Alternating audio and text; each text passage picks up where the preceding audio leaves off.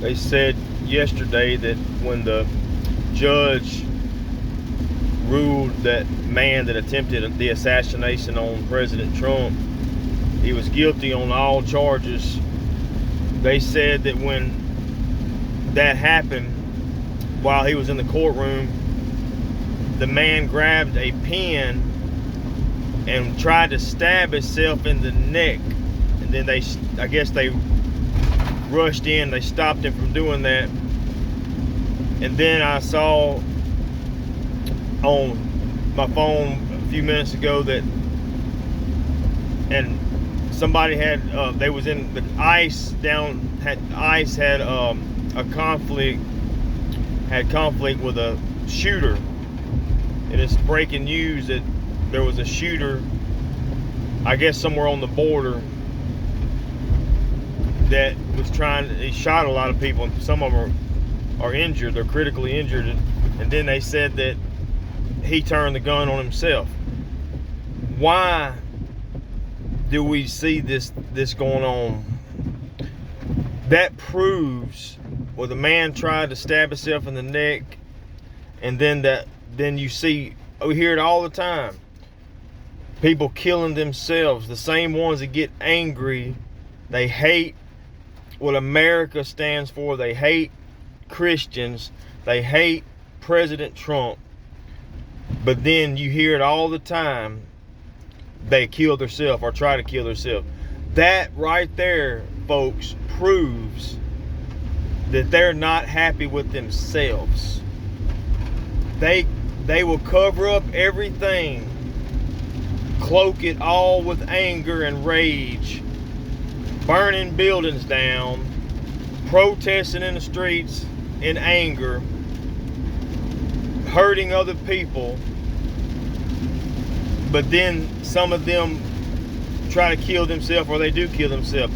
The reason is because the problem of the heart.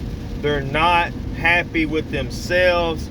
They say they hate others, but it's really, they really hate themselves, because people are sin sick. I saw a woman on social media, on YouTube, I commented on a video that was centered around Charlie Kirk, and there's a lot of good things being said, and I said something nice, something, towards that. And then I checked my phone a little bit later, and somebody replied. I don't think it was to me, but it's on that other feed. But anyway, somebody replied and said, because I was praising God and others were praising God for the good. And I was thanking Jesus for something good that was said. And this person had the audacity to say, "Thank you, Jesus, for allowing Tyler Robertson to have a good aim on Charlie Kirk." Do you see how sin sick people are? Thanking God for him having a good aim on Charlie Kirk. So that shows you how sick, listen folks, people are sick in sin. And the only answer is the gospel of Jesus Christ. The only answer is for us to keep being bold like Charlie was, to keep being the light, salt and light. The reason people hated him, and the reason people hate me and you that are following Christ, is because the salt, when you put salt on a snail or slug, you ever done that? You see what it does. He wallers on the ground. I mean, it irritates him so bad. That's why people hate Christians. Because Jesus said, and he said to be salt and light. He didn't just say be light. He didn't just say be salt. There has to be a balance. He didn't just say be love, love, love, love, with no warning, no truth. Paul said preach the truth in love. Okay? Jesus said be salt and light. Salt acts as a preservative, and it gets under people's skin. You know, it irritates. Salt, that aspect of preaching is when we preach the full counsel of God, when we preach the truth with love in our heart.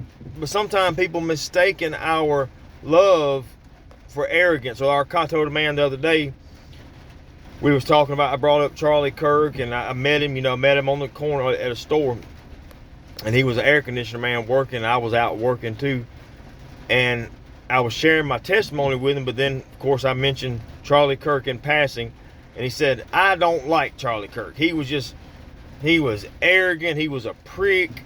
I said, sir, sometimes people mistaken our confidence. I said, Charlie was real confident in who he believed and what he believed, and he spoke the truth. Sometimes people mistaken our confidence for arrogance. The bottom line is, when we're salt and light, people are not going to like you. And that's what Jesus wants us to be. That's what he said to be. You are the salt and the light of the earth. Not just light, not just shining and being positive only, but when you're salt and light, there's going to be negative and positive, just like a battery has both a negative and a positive. It has both a negative and a positive terminal in order for it to work. It won't work if it's just positive. Same way with Christians. We have to deal with things. We have to deal with sin. If God's called you to preach, you can't just preach positive only. I know some think you ought to preach just a positive message and never bring up issues, never talk about sin. That's not a God-called preacher. A true God-called preacher is going to be salt and light. Jesus told his disciples to be both. So I want you to think about that. But the bottom line is, why people will kill themselves or try to kill themselves, that proves that what's in their heart, that proves, though they may hate Christians and they hate America, but at the end of the day, they hate themselves. They're miserable. They're in sin. That's why we need to pray. We need to pray for them. We need to pray for Tyler Robinson. We need to pray for that man that was guilty of the attempted assassination, on Trump. We need to pray for these folks because Jesus died for them. The true Christian has compassion on them. The true Christian, if I had an opportunity to see that man, if I was allowed, if the Lord told me to go to that prison or wherever, and even if I saw the man who attempted the assassination on Trump or Tyler Robinson, if I saw him,